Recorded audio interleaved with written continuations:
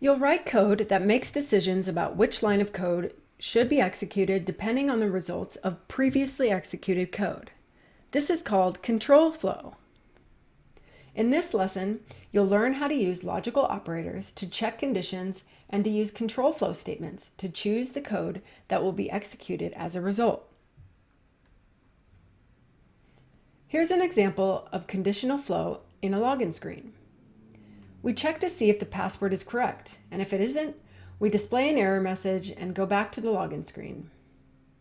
If the password is correct, we can display the data. Here are some of the logical operators we will use in control flow statements. We're definitely going to go over these in the next few slides, but just take a look here.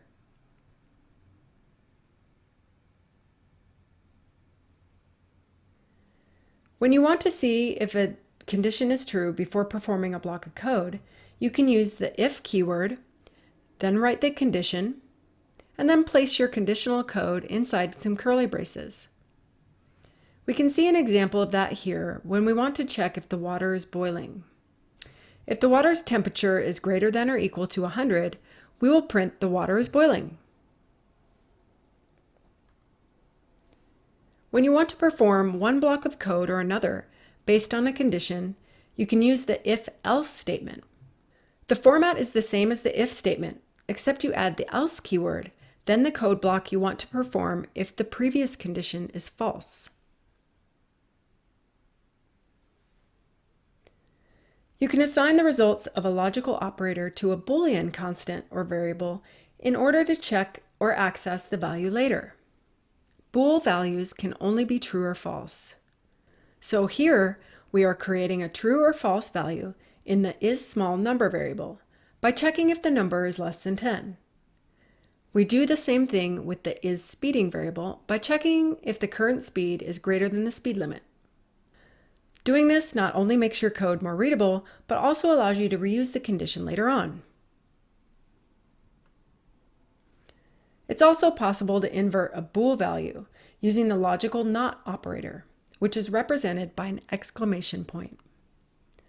So this example, we are checking to see if the variable is snowing is false. Since it is, we're going to print it is not snowing. If we didn't use the not operator, we would be checking if the value is snowing is true, and we wouldn't print anything. In the same way, you can use the logical AND operator, represented by two AND symbols, to check if two or more conditions are true. In the code above, the temperature meets both conditions. It's greater than or equal to 65 degrees and less than or equal to 75 degrees. It's just right. You have yet another option, the logical OR operator, represented by two pipe symbols, to check if either one of two conditions is true. Here is the switch statement. You can switch on anything. Many if-else statements can look a little cluttered, and the switch statement can help with that. What we want to do is use case for each condition you want to check and default for everything else. Swift case statements must be exhaustive, so use default if you have to. And unlike some other languages, there's no need to use break statements in switch blocks. Individual cases do not fall through to the next case unless the fall through statement is used. Here's an example of a switch statement. We are checking the value of the constant number of wheels. Because the value is 2, we will print bicycle. But if the value was 1, 3, or 4, we would print the string below the respective case statement. If the value was 5 or more, we would print that is a lot of wheels. You can also use more than one condition in a single case, and here's a good example of that. This example shows a range for a case 0 through 9, which is inclusive. Ranges can be used many places in Swift, and we will see some more examples of that in the future. Another range format is 0, ... less than sign 9, and that is not inclusive. So that would just be 0 through 8. What I want you to do now is try something on your own. Rewrite the following if-else statement to use switch instead. Here's a hint. The smallest possible value for an integer is int.min. Now pause the video, and then in the next slide, we'll go over the solution.